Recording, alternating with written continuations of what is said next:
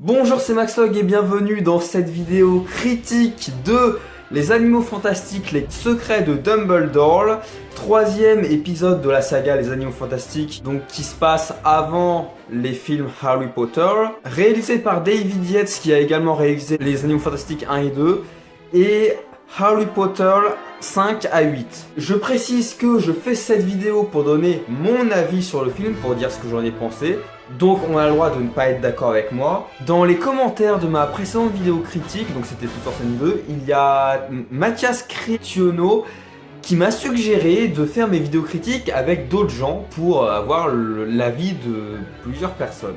Alors, dans ma troupe de théâtre, il y a deux personnes qui sont fans de Harry Potter. Elles sont tellement fans qu'elles s'achètent des produits dérivés. Voilà, elle c'est Harry Potter, moi c'est Star Wars.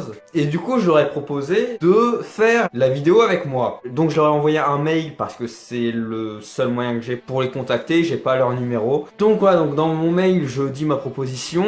Donc le mail, je l'ai envoyé une semaine jour pour jour avant la sortie du film en France. Et dans mon mail, j'ai même dit la date et l'heure à laquelle et le lieu à laquelle je comptais aller voir le film. L'une m'a répondu que le film l'intéresse, mais elle ira pas le voir en salle parce qu'elle veut pas leur faire de l'argent à cause du renvoi de Johnny Depp dans le rôle de Grindelwald, sur lequel je vais donner mon avis en fin de vidéo, et parce que le film est scénarisé par J.K. Rowling qui maintient ses propos transphobes. Et l'autre personne ne m'a pas répondu à mon mail, donc je me suis dit que au prochain cours, j'allais lui demander si elle avait vu mon mail.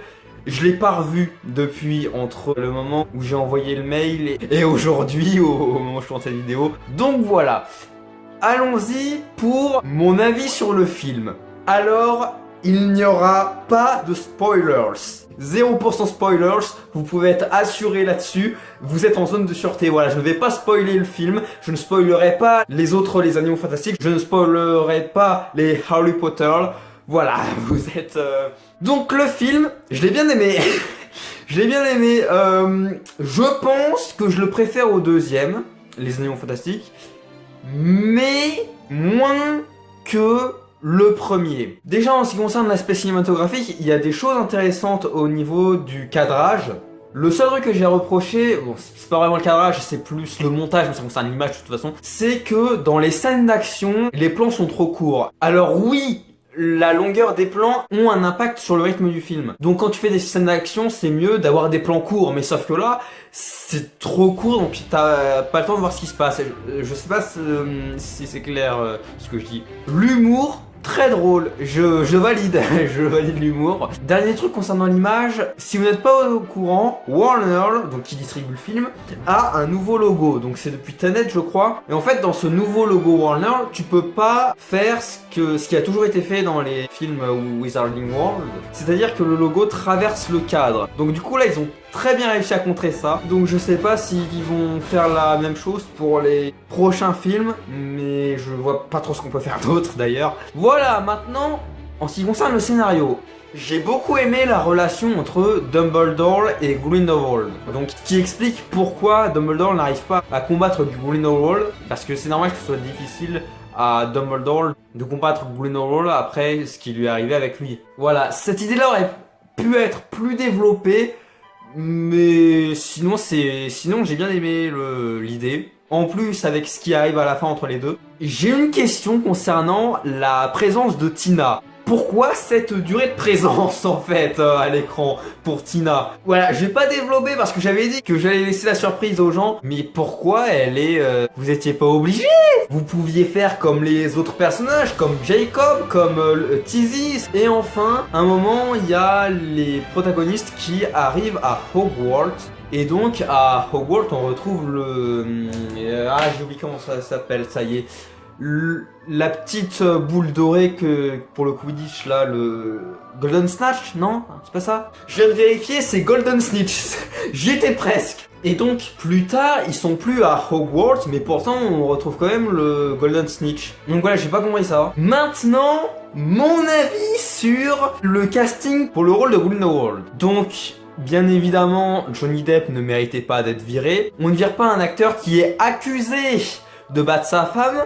Et de toute façon, même si il aurait réellement battu sa femme, on le vire quand même pas parce qu'il y a Il y a le talent de l'artiste et l'homme en lui-même. Les deux ne sont pas la même chose. Et puis de toute façon, t'as engagé Johnny Depp pendant son affaire. Donc du coup, tu continues avec lui jusqu'au bout. Enfin, sauf s'il est en prison, bien évidemment. Mais oui, parce que bien sûr, je parle de l'homme et l'artiste, mais c'est l'homme qui bat sa femme. Donc oui, donc Johnny Depp, s'il a vraiment battu sa femme, il va en prison, bien sûr. Mais on blâme pas un artiste pour ça. Surtout que c'est dommage parce que Johnny Depp était l'acteur parfait pour Grindelwald. Et là, il a été remplacé par Mads Mikkelsen. Et Mads Mikkelsen, il est moins bien que Johnny Depp en Grindelwald. Et en ce qui concerne son jeu d'acteur pendant le film, faudrait qu'il revoie son expression faciale. À part ça, c'est bien, mais voilà. Mais en ce qui concerne le film en lui-même, à aucun moment on nous explique pourquoi Grindelwald a décidé de changer de gueule. Si tu changes un acteur pour un rôle,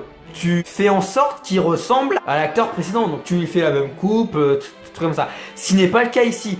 Il peut changer de physique, Grindelwald, mais il faut nous expliquer pourquoi il le fait et pourquoi il a décidé de le faire là. Voilà, c'est tout ce que j'avais à dire là-dessus.